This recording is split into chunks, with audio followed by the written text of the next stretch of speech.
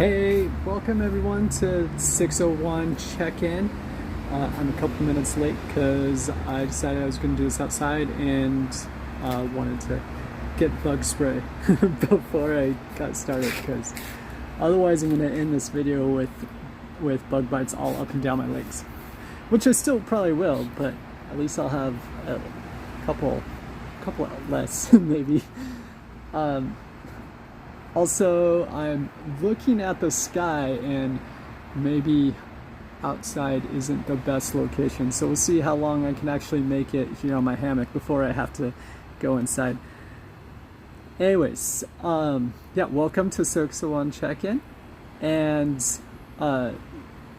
just to get the announcements going right off the top, this Friday the church is going to be closed because they're going to be doing some work on the plumbing, so the water's gonna be off. If you need to use the church and stuff, like, you can still go in and use it. That's not the issue. But if you need to use any water for like flushing a toilet or something, it's not gonna work because the water's gonna be off. But yeah, that's this Friday, so church is gonna be closed. Other than that, on the 29th July 29th is the next Upgrade Thursday event, and the link for that will be going out, as well as some reminders closer to the 29th, because that's still a few weeks off. And there's a Chalice Thrift work day, I believe the 24th, whatever day is that Saturday, because it's every 2 weeks. We just had a work day on the 10th, so the 24th I believe is what the next one's going to be. William, see you. How are you doing? Yeah. So this Sunday, Jennifer is going to be preaching, and she will be preaching on Mary Magdalene, which I'm excited to hear.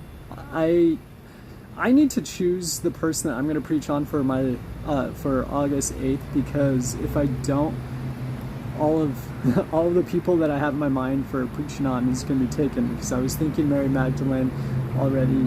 I was also thinking Rahab, but Jennifer's preaching on on Mary Magdalene this week, and then Barbara Sims King has already claimed Rahab for August 15th, so I got to get on it. I also want to say happy International Non-Binary People's Day, which is July 14th. And if you saw the church's post, God's creativity is not binary. And I made that and I posted it, so I obviously believe that. But yeah, there's just God's creation. There's really not much that is binary, and to think that people have to fall into these fixed categories is just, I don't know, it doesn't seem right to me, and it doesn't seem like it matches the rest of creation. Like, it's just not how it's not how the world works. So for all of our non-binary siblings out there, you are loved and affirmed in who you are, and we welcome you as a community for who you are, who God has created you to be. Like I said, this Sunday, Jennifer is preaching on Mary Magdalene, and so I thought I would share some of my thoughts on Mary. I don't know which direction Jennifer is taking Mary's story, so hopefully I'm not stepping on her toes at all whenever I share my thoughts on Mary. But she's one of my favorite characters, because she's a person that's like so important that people had to like make up stories about her to make her seem less important. Like, there's a tradition that says she was a prostitute, even though there's like nothing to indicate that she was.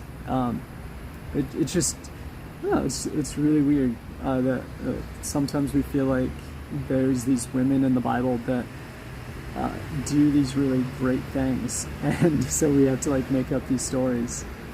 And it's also interesting because Rahab, like I mentioned before, she is portrayed as a prostitute as well, even though most ancient historians, so like Josephus, said that she wasn't a prostitute, she was an innkeeper, which actually makes a lot more sense with the story of the 12 spies.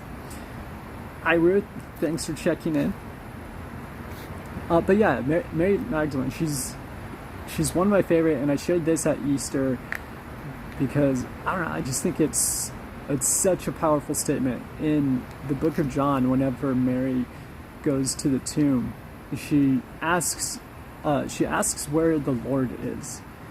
And I think it's really easy to just gloss over it, like, you know, that's just the name that we give Jesus or give to God, and that's, yeah, I mean, it's just what people call Jesus.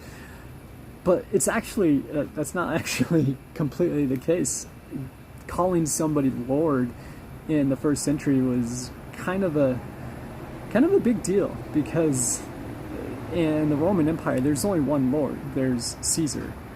Caesar is Lord, and often people would have to make that statement in order to like get recognition from the government and things like that.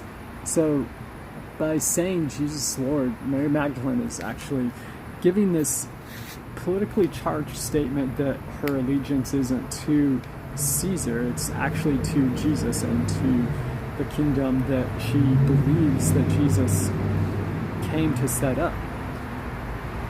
And then on top of that, the term Lord is also has Jewish has a lot of Jewish weight to it, because Lord is what they decided to change the name Yahweh to, so that they wouldn't use the Lord's name in vain. So they understood that is they shouldn't use the name Yahweh in an inappropriate way, and to avoid letting that happen, they started saying Lord instead of Yahweh. And so in a Jewish context, calling Jesus Lord is also making a very religious statement about who Mary thought Jesus was. And I think that's significant, because she's saying, where is my Lord, before Jesus rises from the dead. And it seems like everybody else had given up. They had run away. Peter denied Jesus. Like, there's a lot of things going on, but then Mary's just there like, no, where is my Lord? This person is still the person I believe them to be, even though I have no assurance that, you know, that he's going to raise from the dead. And it's just such a powerful statement of faith that she doesn't know what's going to happen. She doesn't know what's next, but she still has faith in the person of Jesus and who Jesus said he was. So those are my thoughts on Mary Magdalene. Hopefully I didn't step on Jennifer's sermon too much, because I know she's actually preaching on the resurrection story, and I think she's probably going to compare the account in John with the account in Mark. So we'll have to wait and see. I'm excited to hear how she takes that. Anyways, that's all I have for you. Thank you for joining in, and like always, feel free to comment and leave your thoughts, and I will check on comments later. I always do. So yeah, have a good Wednesday, and I will see everybody on Sunday.